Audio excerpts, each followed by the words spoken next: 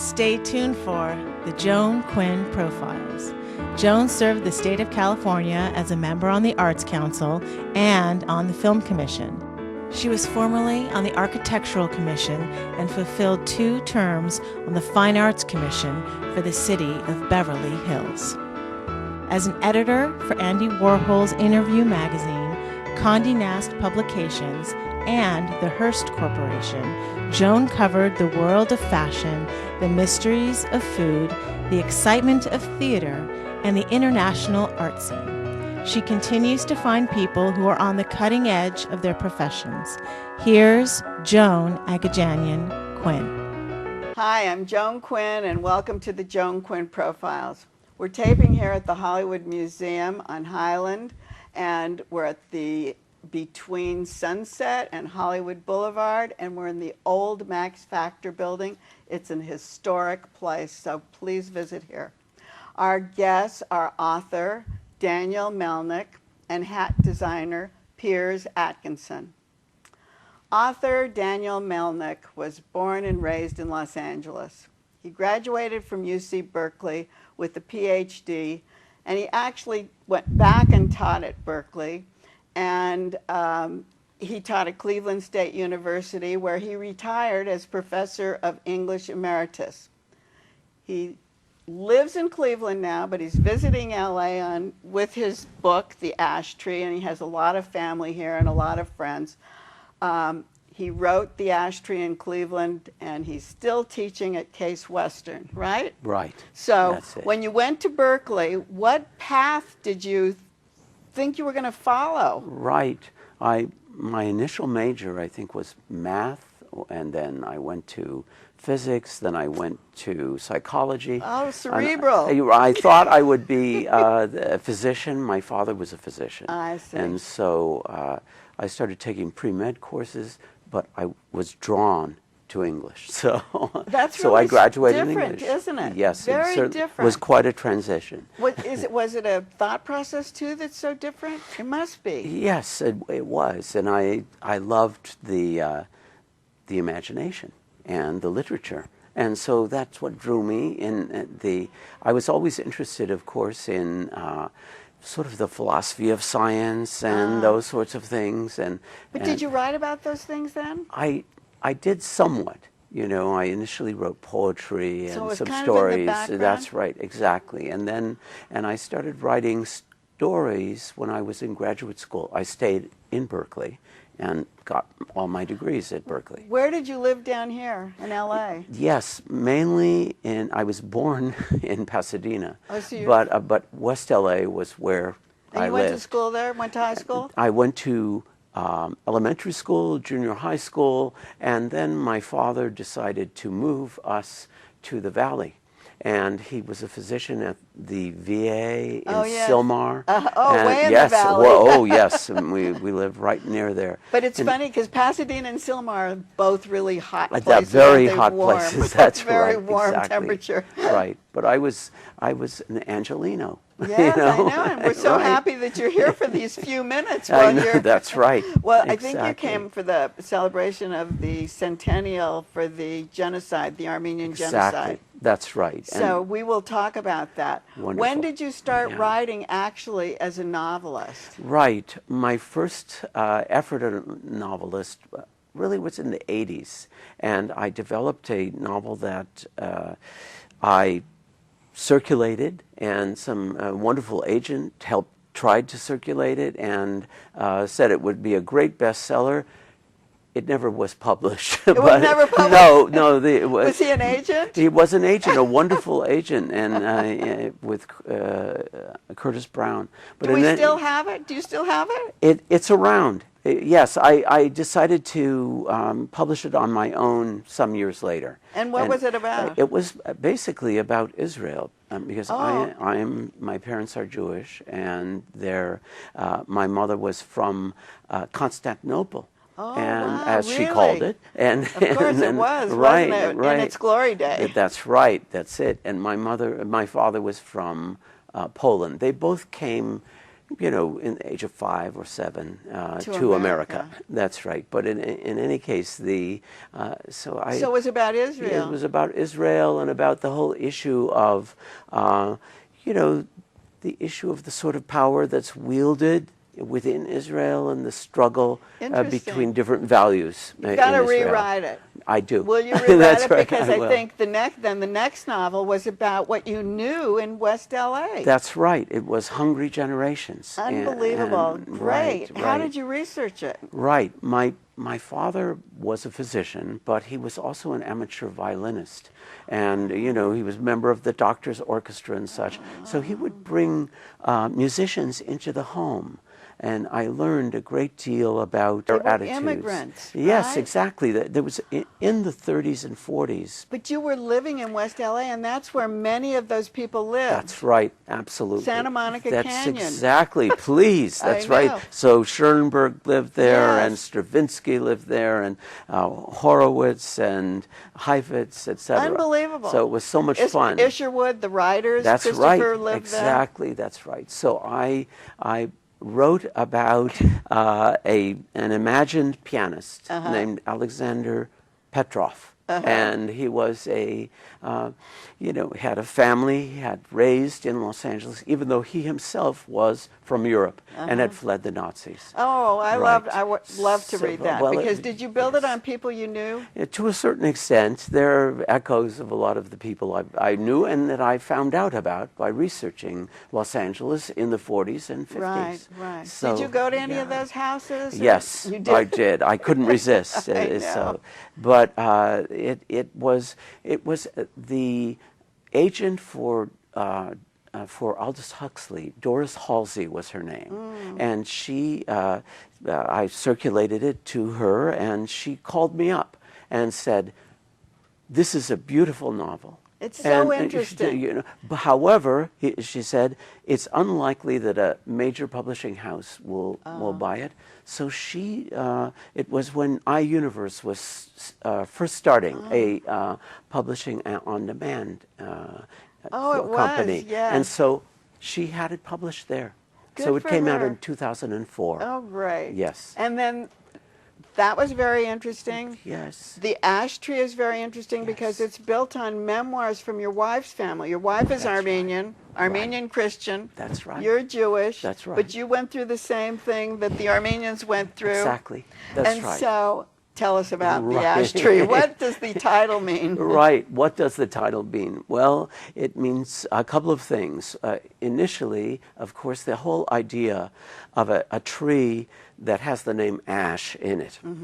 So the idea of building and growing from the ashes is so important, that there would be new life in America after the genocide is crucial for these people in my novel. So did you have to do a lot of research?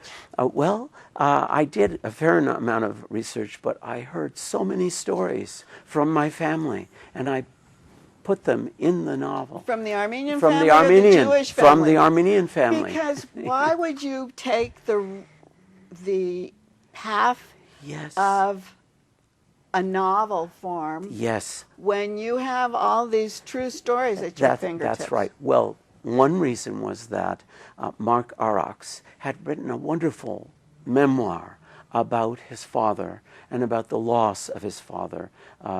His father was lived in yes. Fresno? His father was murdered in 1972. He owned a restaurant bar, and so it was a tremendous blow to the family in early 1972. And that's part of your family because that's your wife's family. That's right, and I came into the family in 1965 when I married Jeanette. Oh, you did. Oh. Right, so I was there for the experience. That's right, and so I constructed the novel so that it begins with a sort of prologue, the moment when the mother finds out that her son has been killed.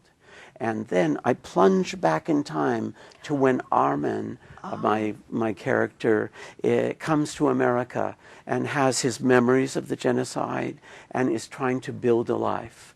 Then it proceeds all the way to the end, which ends with the mother's hearing again her son's death. Oh, so you know. it's like a So full it's circle exactly for her. a full circle. That's right. It is a full circle for her. That's right. But But it's in full of true life, life, though. it was a full circle. Exactly. That's right. And So why do we do that? why do we do that? Exactly. Why did I? Why do we do that? Why didn't you write it the other way? Right.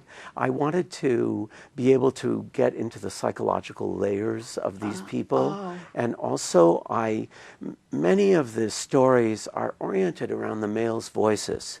And I really wanted to give equal time to the mother in that family, and whom I call Artemis, and then to the daughter. And so there's an antiphony or a counterpoint between the two throughout the novel. Because you wouldn't be hearing the woman's voice Not as if much, you did no, if you did the memoir? That's right. I see. What is your PhD in? It's in English. Oh, Right, it is in from English. Berkeley. That's right. It is in English. Yeah, that's it. So the cover is fantastic. Yes. Beautiful. This was, my wife is a painter, and this is one of her paintings of childhood memory. And so one of the brothers, her brother Ara and her brother Navo are here, and their names in the novel are changed, and their identities in many ways. I complicate things. If someone knows your family, will they recognize people? I think they will. Definitely. And there's a lot of writers in Jeanette's family. They're very cultured. Exactly. That's right. And so she's a painter. She's a painter, and her father was a poet, a well-known Armenian poet in the Armenian language. And then of course, her nephew Mark. It was an LA Times reporter. Yes, I remember that. Right, and then he has written several books. He's working right now on a wonderful book on California and water, the issues around water. Yes. Well, we want him to come on the show too. He's always so busy, though. He is. And thank goodness you were in town, Danny. I'm so glad. Thank you very much. Yes. Don't go away. We'll be right back with hat designer Piers Atkinson. Hi, I'm Joan Quinn, and welcome to the Joan Quinn Profiles. We're taping here at the Hollywood Museum, and I'm with Piers Atkinson, who was born and raised in the UK, graduated from the University of Bristol in the west of England, where he studied graphic design and photography. He's a true multi-hyphenate, artist, illustrator, costume designer, party organizer, fashion editor, DJ, and as I know you, millionaire. I've known him as a millionaire, a hat maker, and I met him years ago when he was working with designer Dame Zandra Rhodes in London and with artist Andrew Logan. So let's start in Norfolk. Your house was full of women. It was. You're absolutely right. No men at all apart from myself. Tell us what happened there. Well, we were very lucky in that when we moved to Norfolk, the house prices in that area were a lot cheaper. And the whole family moved from the very south of England, including my grandmother, who is a great inspiration and an artist, an illustrator, a book collector. You would have got on with her very well, very intellectual woman.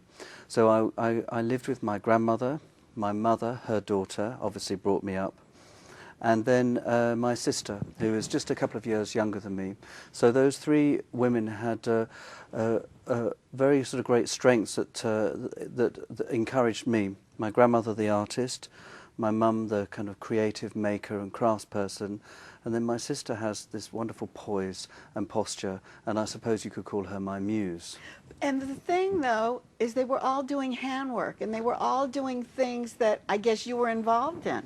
Well, I think that's another thing that comes from living in the countryside, in the middle of nowhere. You can do a bit of gardening, and you can do, I guess that you can do a lot of cooking, digging vegetables up from the garden. So we were quite a sort of self-sufficient little small holding, you could call it. Were you sewing? Yeah, I was sewing. Mum was sewing. I was drawing. That's what I mean, yeah. Grandma taught me how to make marble paper. Do you know when you drop the paper on? And all of these great crafts that, of course, families would have used to entertain themselves before television was invented. Yes. And that's the world that my grandmother grew up in. So tell us the marble paper, because she would have used it when she was A girl. using her poetry and like as book bindings. Absolutely, all of this. So my grandma taught bookbinding, did her own bookbinding. She was a sculptor. And I think we even found a lot, maybe 5 or 6 years ago, we were going through boxes of family books and things, and we found a fantastic book that was made by my great-grandparents, and they were little drawings, poetry, little sketches of flowers. Oh, sweet. And I think in those days people would do a lot more things, make a lot more things themselves. And they had another job. Yes. This was just like a side thing, right? Absolutely. How did she a make the hobby. marble paper? I forget, because So we did it as a You child did? too, yeah. So you have a dish of water, Right. which you can thicken if you want to, with something like a wallpaper paste. You drop an oil-based ink on top, and then you swirl it. It makes the patterns, and you drop the paper on, and then you peel it off really You carefully. put the paper on there, and then you peel it Yeah, back. and it sticks onto the paper and leaves the water behind, basically. I think we used to do it a different way. We'd put the water on, do the design, and then let it slip off. Yes. But then you don't get a specific design. Yes, You so were if- making specific designs. If you thicken Yeah. the water, you can then sort of run Right. the end of a paintbrush through it. So in a lot of the old bookbinding, when you see those Oh, papers right. with all those swishes on, that's exactly Beautiful. how it's made. They're beautiful. So here you are, we're talking about making paper, and you're sewing at home, and you're digging up the garden, and you go away to college, and you take up a camera. You Yes. study photography and graphic design. So different, though. Yeah. Well, I was always quite inspired as a teenager. I think living in the middle of the countryside, I just wanted to go to the big city, somewhere like Hollywood, you know. Right, here we are. Here we are at last. And I was really enjoying the album covers in those days of vinyl of Grace Jones and these great sort of iconic pop stars. And so I wanted to work with those ideas myself. So that's where the photography and and I was doing illustration as well at college, because I was quite interested in making these iconic representations of particularly women. So somebody like Grace Jones or Joni Mitchell, all those great legendary album covers was what got me to college. Oh, so that was what it was. So those subjects and what you were talking about and photography and all this background, did it help you in your business today as a milliner? Absolutely. I think although my career has been a bit zigzaggy, you might say, having that understanding of proportion that you get from photography or from drawing, when you actually look and draw. We're still away, right, in college? It's We're still still away. We yes. haven't gone to London yet. Not yes. Okay. But those disciplines help you put your ideas together as far as composition, colour, all of those right. ideas. Yeah, exactly. So, and I did make a few hats at college to put on my sister and other models, and that when I did my photography there. So I'd sketch out ideas, make some of the pieces, and also the background set design, and then I would take the photographs. So there's a series of photographs where I built up the whole, almost like some of the photographs you can find here at this museum, Which actually. are great, aren't These they? amazing 40s glamorous movies, yeah. glamorous. That's what you love, Yeah, the glamour. so that's, and you can see there's a lot of skills here: makeup, hair, costume, lighting, and of course the performer herself. So all of that goes in to make one amazing still image. Right. And downstairs, there's a room where they did the makeup, and there's another room where there's all these glamorous pictures, all one on top of the other. So those were great inspirations to you, I guess, too, in the Absolutely. 40s. So you've finished, you've done all this, and now you want to make the big move to London, right? Yeah, that's true. Were you planning? Did you have someone to go see in London? How'd you do that? London was living in the countryside. I was sort of quite you could say, maybe shy or nervous is one way you could describe it. But I was very interested in London, obviously, as our capital in the UK, where all the exciting things happened. And I'd by various sort of coincidences, I'd looked up an artist called Andrew Logan who lives in London and still And why does did now. you look him up? Because he does this fabulous beauty contest called Yes. the Alternative Miss World, which you must have been to. Yes, I have been And to. it brings people from all around the world. Right. And my next door neighbour in the countryside in Norfolk, and when I say next door, it was about 3 fields away, he entered his robot and the robot won. My mum made the hat for the robot, and when he showed us the pictures, I knew that's where I wanted to go, this sort of avant-garde, extraordinary, punky but non-aggressive, celebratory beauty contest. So are we in the 90s? This was, We're in mid-90s, 90s, 1994. Yeah. Okay, great. So I moved down to London and started working for Andrew Logan as an artist assistant. So you just met him. You came to London. Was he the first person you met when you came he to London? was. And I called up. We had an introduction, which always helps. Oh, from the robot. From the robot, from the Mr. hat. Robot.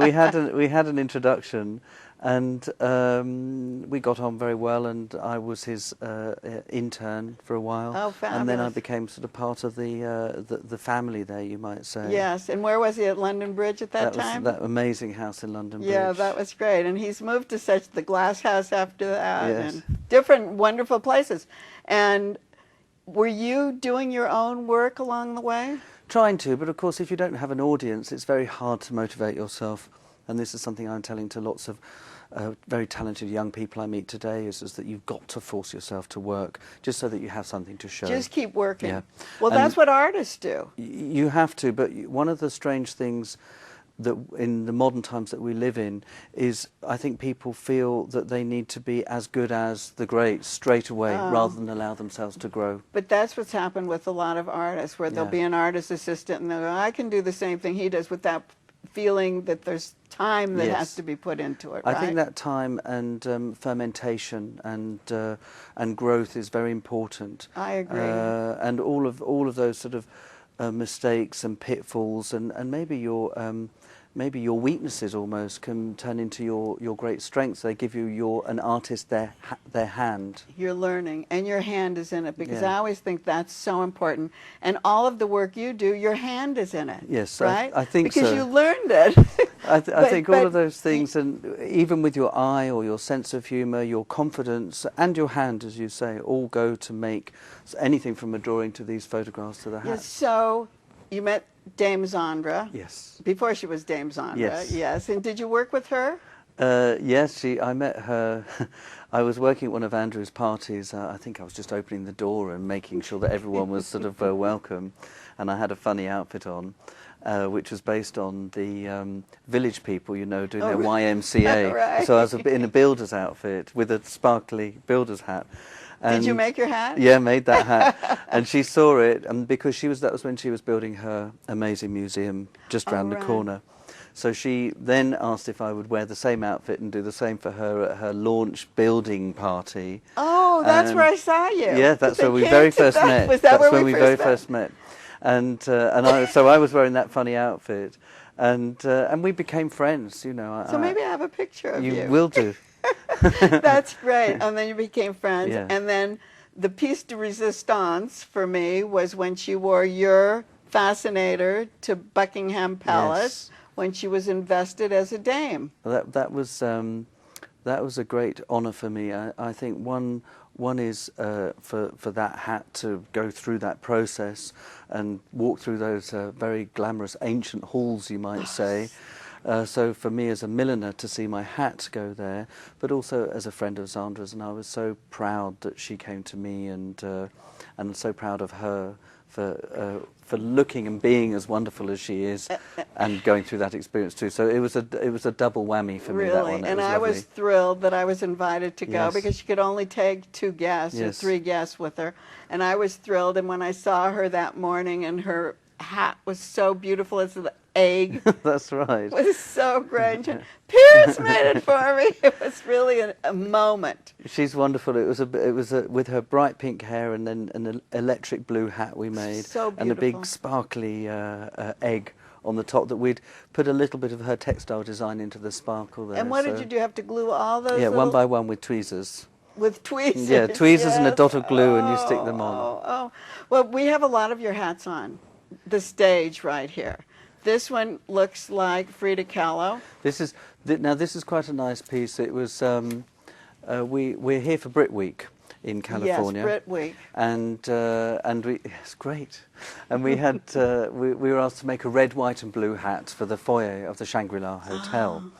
And so this was the red one, and I just wanted to make something that sort of was very English, and the big red poppies are Big something poppies. that you see all across the English countryside. And you in the made that summer. for this Brit Week this year. And this? The bow's a funny one. I can't The reach bow's it. a funny one just because I wanted the idea, especially now we've been here for 18 days, so there were a lot of travelling. And often with hats, people have problem in the suitcases because of the flat packing. Right, yes. Because nowadays when we travel, space is so limited and tight, the more packaging you have, the more it costs. So what we wanted to do was develop a kind of a party hat that you could deflate, flatten, so you can blow that one up. And, I'll reach it and show it. yeah, so there's a little bit here at the end that you blow that up. Oh, that's and, so great. And then you've got your big bow hat. Looks like Minnie Mouse, yeah, though. it's great. I like this one on you. It suits you, this one. The ones that I really love Thank you. are these little animal ones.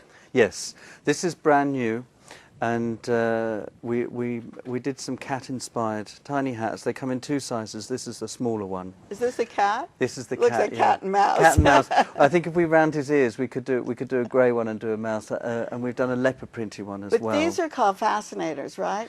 Explain that. A fascinator is a flat base. So this is actually a hat. It's called, the old-fashioned word for this is a cocktail hat. Oh, so it isn't a fascinator because it's got a... It's because it's been blocked around a shape. Oh, it has been blocked. It has been blocked. So if you look underneath here, you can see that the whole thing is sort of curved underneath. I see that. So I it's feel been the curve. pulled around a block. Oh, I A see. fascinator is a flat. We don't have one, right? No, because in the UK, the fascinator is the bad word in millinery these days. They've been banned from Ascot, which is our great racing celebration. They have?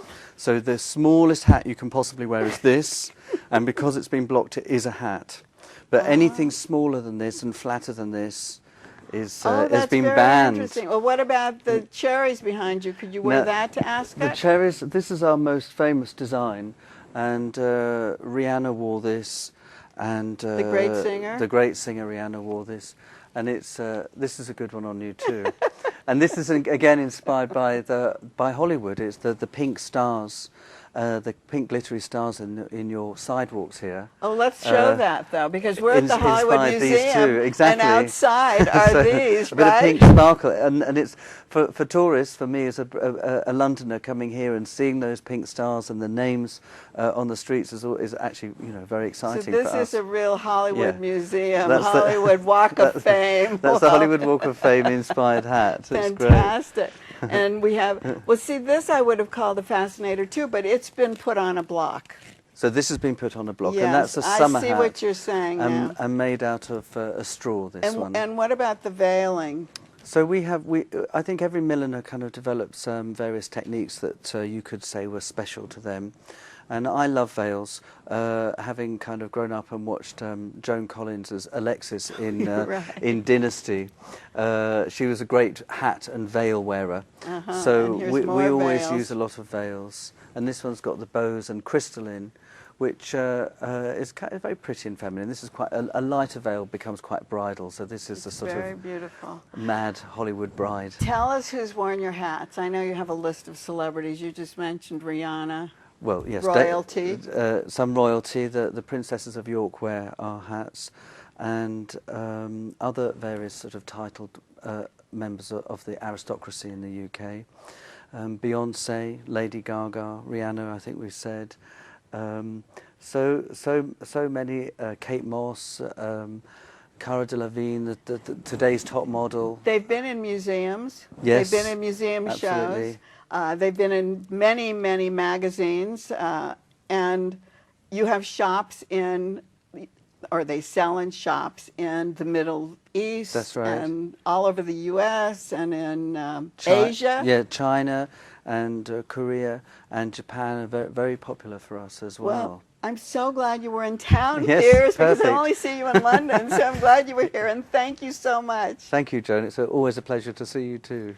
Thanks for watching. Write to me at jaquinn1@aol.com.